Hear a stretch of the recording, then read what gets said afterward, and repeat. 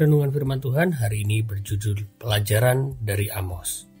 Nubuat dari Nabi Amos adalah nubuat yang berhubungan dengan Nabi Yoel, yaitu tentang akhir zaman. Ayat yang terkenal dari Nabi Yoel adalah tentang pencurahan Roh Kudus kepada orang-orang percaya.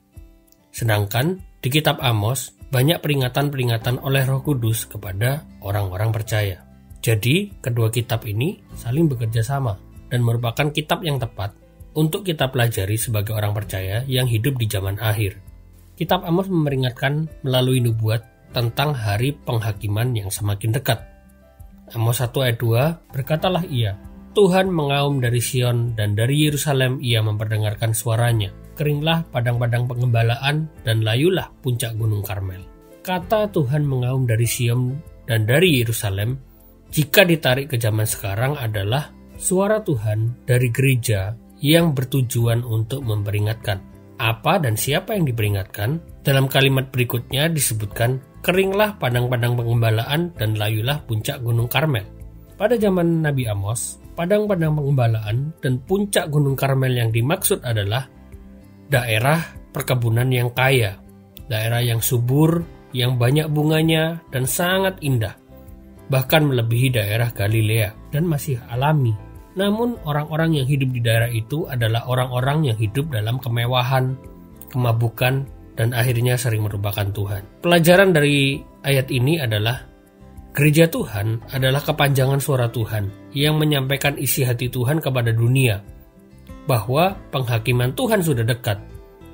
Janganlah hidup dalam kemewahan, kemabukan, apalagi melupakan Tuhan.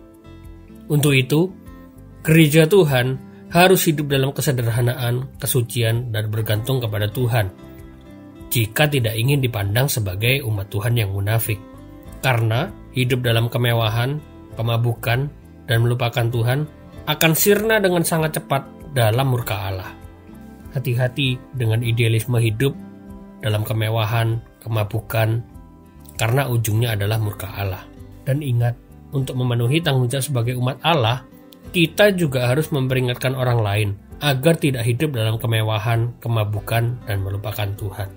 Ketika manusia diuji dengan penderitaan, manusia bisa sabar. Tetapi, ketika manusia diuji dengan kemewahan, maka manusia akan sulit sabar. Tuhan Yesus memberkati.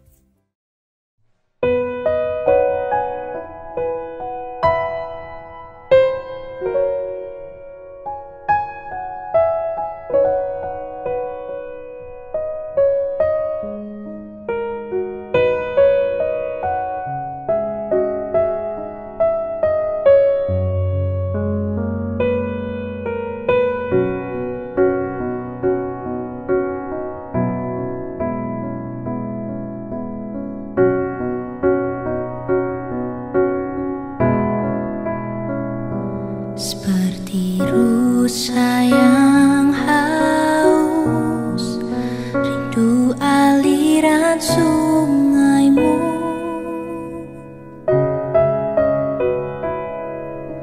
Hatiku tak tahan menunggumu.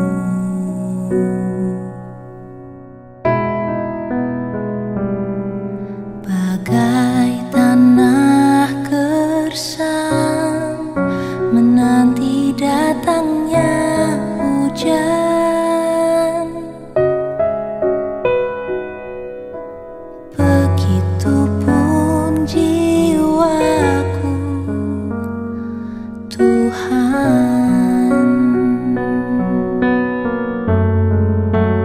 Hanya Engkau